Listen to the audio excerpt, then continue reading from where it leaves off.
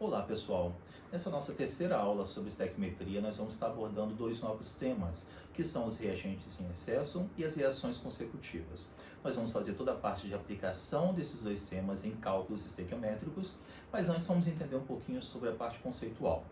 Em reações do nosso cotidiano, muitas vezes é necessário se colocar reagentes em excesso para garantir o melhor rendimento da reação. Ou seja, você coloca um maior número de moléculas e com isso você garante com que mais moléculas sofram colisões, gerando mais produtos no final das reações. Então isso é feito em nosso cotidiano, em reações cotidianas. Já as reações consecutivas, elas são aplicadas muitas vezes em processos industriais ou observadas na natureza. Muitas vezes você tem uma reação na qual o produto de uma delas vai servir como reagente de uma outra e assim por diante, gerando uma sequência de reações. Então, essas são as partes conceituais desses dois novos temas. Agora a gente vai fazer a aplicação disso. Vamos ver como é que funciona? Vamos começar falando sobre reagente limitante e reagente em excesso. Bom, como eu falei para vocês, reagente em excesso é aquele reagente que é colocado a mais no sistema para garantir o melhor rendimento da reação. Só que se ele está em excesso, significa que esse excesso não vai reagir. Se esse excesso não vai reagir, ele não vai formar produto. Esse excesso não forma produto. Então, não posso estar utilizando esse reagente em excesso como base de um cálculo, porque vai estar me dando um falso resultado. Porque eu estou me baseando em algo que está em excesso e algo que não reagiu e formou produto. Então, para isso, nós devemos estar fazendo o cálculo estequiométrico e identificando, na verdade, quem é o limitante da reação. Ou seja, aquele reagente que está em proporções ou em quantidades adequadas dentro da reação. Aí sim, eu vou estar me baseando nele para estar realizando os demais cálculos. Vamos ver como é que funciona? Uma massa de 138 gramas de etanol foi posta para queimar com 320 gramas de oxigênio. Em condições normais de temperatura e pressão, indique o reagente limitante e a massa de dióxido de carbono produzido na reação. Bom, como que eu vou saber se tem reagente limitante, se tem reagente em excesso? Como que a gente faz para estar identificando se há ou não reagente em excesso na minha reação ou no meu exercício? Bom, uma dica que eu dou é, se ele fornecer para vocês dados dos dois reagentes e pedir algo de uma terceira espécie, ou seja, algo do produto, como exemplo aqui, desconfie, porque ali você pode ter um reagente em excesso. Então, sempre que acontecer isso, faça o teste para identificar se há algum dos reagentes em excesso dentro da reação. Vamos ver como é que funciona? Para fazer esse cálculo, nós vamos estar utilizando aqueles 5 passos da estequiometria que a gente viu lá na aula 1, que voltamos a aplicar na aula 2 e que voltaremos a aplicar agora aqui, na aula 3. Então vamos ao primeiro dos 5 passos, na qual diz para identificar se a reação está balanceada. E se vocês observarem aqui, nós já temos uma reação e ela está balanceada. O segundo passo é para identificar as espécies que serão trabalhadas. Bom, se a gente vai estar identificando o reagente limitante e o reagente em excesso, então as espécies trabalhadas são os reagentes. Nesse caso aqui, etanol e O2. Lembrando que, primeiramente, eu vou fazer todo um cálculo para descobrir se há ou não reagente limitante em excesso. Então, o segundo passo é identificar as duas espécies. O terceiro passo é identificar as grandezas. Se vocês observarem, ele me deu massa de etanol, massa de O2. Então, nós vamos trabalhar numa relação massa-massa. Quarto passo, relacionar os dados fundamentais da reação. E os dados fundamentais dizem o seguinte para a gente, ele quer a massa de 1 mol de etanol e relaciona com a massa de 3 mols de O2, conforme descrito aqui para vocês. Massa de 1 mol de etanol, 46 gramas. Somei as massas de carbono, de hidrogênio e de oxigênio. Cheguei a 46 gramas, que é a massa de 1 mol de etanol, que está para a massa de 3 mols de O2, ou seja, somei a massa de O com a massa de O, ou seja, 16 mais 16, 32, e multipliquei por 3, que me deu aqui 96, sendo a massa de 3 mols de O2. Então, nós temos aqui relacionados os dados fundamentais da reação. E completo com o dado fornecido no problema. Só que nesse caso aqui, ele forneceu para a gente dados para os dois reagentes. Então, eu vou ter que escolher um dos dois para estar verificando. Então, eu escolhi o primeiro. Massa do etanol, 138 gramas. Ou seja, se eu utilizar para essa reação 138 gramas de etanol, eu vou precisar de 288 gramas de O2. Isso que eu preciso, somente isso de O2 e nada mais do que isso. Porém, se vocês observarem no problema, ele forneceu para a gente 320 gramas de O2, ou seja, ele forneceu a mais do que seria necessário. Então, neste caso, significa que o O2 está em excesso. Se o O2 está em excesso, significa que o etanol é o meu reagente limitante. Então, é ele que eu vou estar utilizando para identificar o que foi pedido como produto ali, ó, a massa de CO2. Então, vou estar utilizando a partir de agora como meu reagente limitante o etanol. Bom, para achar agora o que está pedindo o problema, que é a massa de CO2, novamente vou recorrer aos 5 passos da estequiometria, que é identificar se a reação está balanceada, está ali balanceada, a gente já viu isso, identificar agora as espécies trabalhadas. Bom, as espécies serão trabalhadas serão etanol, que é o meu reagente limitante, e agora o CO2 na qual ele pede a massa. Depois identificar as grandezas, que é o terceiro passo da estequiometria. Identificando as grandezas, nós temos massa de etanol, 138 gramas, e me pediu massa de CO2. Então, novamente, eu tenho uma relação massa-massa. E depois eu completo agora a minha reação fazendo a regra de 3, que é relacionar os dados do problema, os dados que foi fornecido para a minha reação, e completo com o que é fornecido como dado no problema. Vamos ver como é que funciona? Tá ali, ó. Nós temos relacionados na primeira linha os dados da minha reação, que é a massa de 1 mol de etanol, que está para a massa de 2 mols de CO2, que está lá, ó, 88 gramas. Nós sabemos que a massa molar do CO2 é 44 gramas para cada mol, como ele tem 2 mols, nós temos então 88 gramas. E completo com o que é fornecido como dado. E nós temos como dado a massa do etanol de 138 gramas. Utilizando 138 gramas de etanol, eu vou ter produzindo, no final das contas, 264 gramas de gás carbônico, de CO2, dióxido de carbono. Então, essa é a sequência de passos que nós temos para a realização de cálculos quando se tem reagente em excesso. Então, repetindo, primeiro tem que se calcular o reagente em excesso para identificar o reagente limitante. Achando o reagente limitante, é ele que eu vou estar utilizando para determinar os demais passos aí que foram pedidos no problema. Tudo bem? Vamos dar um segundo exemplo. Aqui nós temos uma reação na qual foi colocado para reagir ferro com ácido clorídrico. E ele fala o seguinte, ó. Uma barra de ferro com 300 gramas foi colocada para reagir com 400 gramas de ácido clorídrico, conforme apresentado na reação. Supondo que a produção do gás hidrogênio está submetida a CNTP, ou seja, a condição normal de temperatura e pressão que nós já vimos antes, calcule o volume de gás produzido na reação. Então, se vocês observarem, me deu dados sobre os dois reagentes e me pediu algo sobre o produto. Então, neste caso aqui, vou fazer o cálculo para ver se tem alguma das espécies em excesso. Então, aplicando aí os 5 passos da estequiometria, primeiro passo, reação balanceada.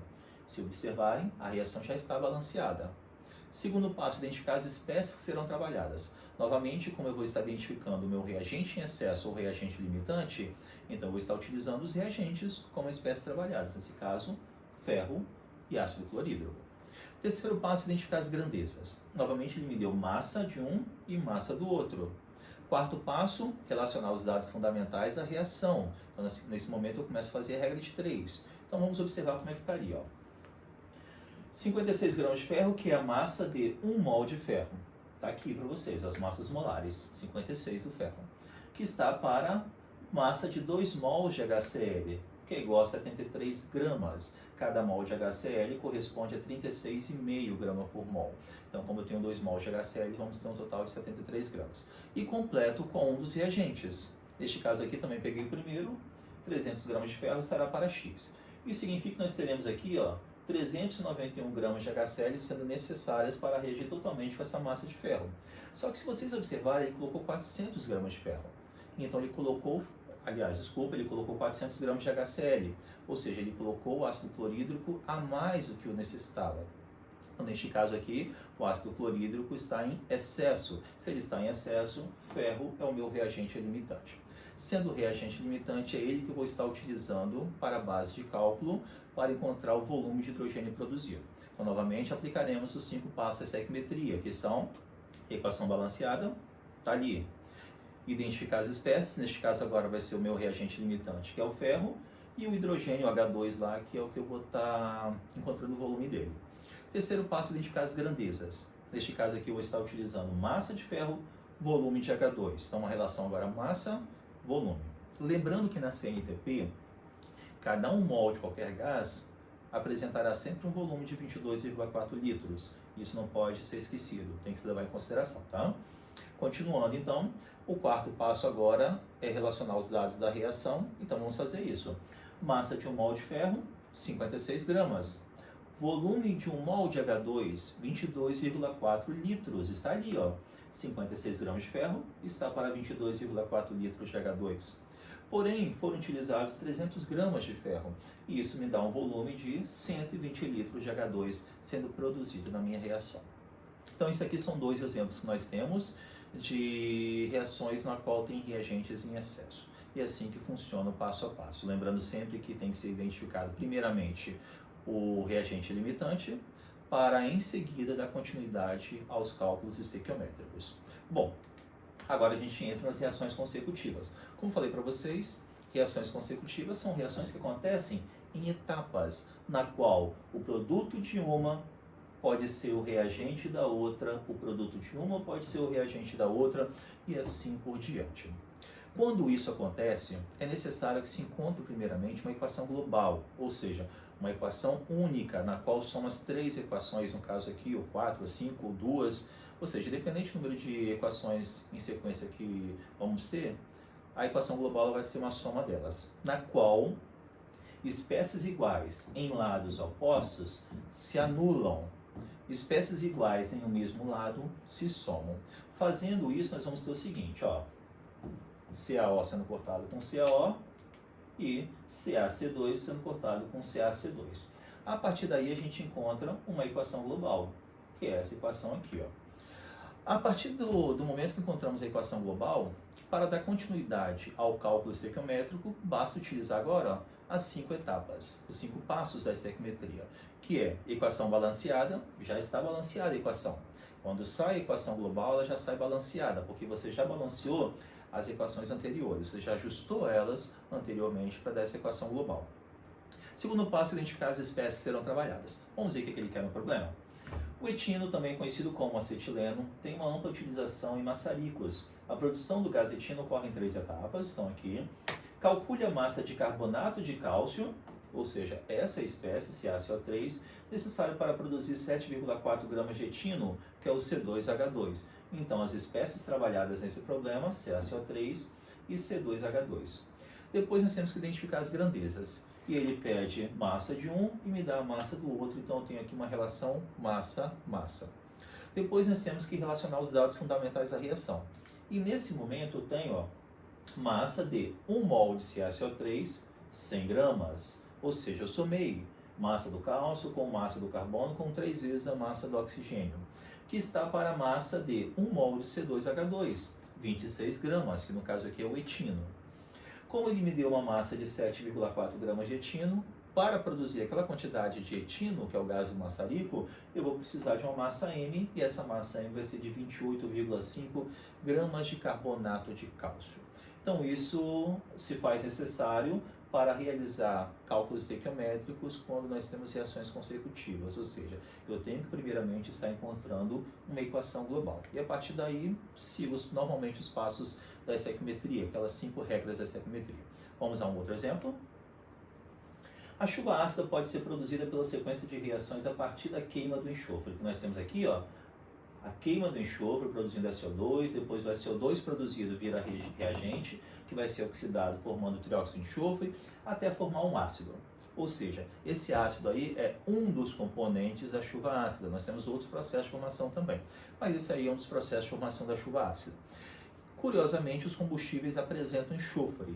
Então, significa que a queima de combustíveis fósseis, por exemplo, pode levar a um aumento da chuva ácida. Isso porque você vai ter aqui, ó, material originário para a formação da chuva ácida. Mas vamos lá. Como eu falei para vocês, primeiramente eu tenho que achar uma equação global. Para achar a equação global, eu vou cortar as espécies que são iguais, que estão em lados opostos. Novamente aqui, ó, também para o trióxido de enxofre. E agora eu somo tudo. Lembrando que espécies iguais em um mesmo lado são somados. Então eu tenho 1 mol de O2 mais meio mol de O2, eu tenho 1,5 mol de O2. Então, fazendo essa soma, nós teremos essa equação global. 3 meio equivale à soma de 1 mais meio. Tá? Bom, uma vez encontrada, agora sim posso dar continuidade ao meu problema. Primeiro passo, identificar se a reação está balanceada. Está aqui, balanceada. Segundo passo, identificar as espécies que serão trabalhadas no problema. Bom, aqui ele falou para a gente da queima de 1 tonelada de óleo diesel com 0,05% de enxofre. Então, enxofre é uma das espécies trabalhadas. E ele pede a massa de ácido que será produzida. Então, H2SO4 vai ser a outra espécie trabalhada. Então, nós temos aqui, ó, essas duas espécies sendo trabalhadas. Tá? Terceiro passo, identificar as grandezas. Então, nós temos aqui massa e massa, ou seja, uma relação massa-massa. O quarto passo é relacionar os dados fornecidos ali para a reação. Só que se vocês observarem, ele me deu um percentual de pureza ou de impureza que seja dentro de uma massa de um material total. Então ele me deu uma amostra total com 1 tonelada e falou que dessa 1 tonelada nós temos aí 0,05% de enxofre. Como que eu quero o enxofre, então primeiramente eu tenho que começar calculando a massa de enxofre. E a massa de enxofre dentro dessa amostra de óleo diesel é de 500 gramas. Então tá aqui. Bom, a partir disso aí agora vamos dar continuidade aos cálculos. Nós paramos no quarto passo da estequimetria, que é relacionar os dados da reação. Então nós temos aqui, ó, massa de 1 mol de enxofre, 32 gramas. E está para a massa de 1 mol de H2SO4, 98 gramas. Então 32 está para 98. Como ele me deu a massa de enxofre, ou seja, eu calculei a massa de enxofre a partir da amostra de diesel, 500 gramas vai estar para X. Então, nós teremos aqui 1.531,25 gramas de ácido sendo produzido a partir dessa amostra de diesel. Então, assim que se utiliza o cálculo quando se tem reações consecutivas. Com isso, encerramos nossa parte de estequimetria, nessa aula 3, falando sobre esses dois temas, que são os reagentes em excesso e as reações consecutivas. Um abraço a todos e até mais.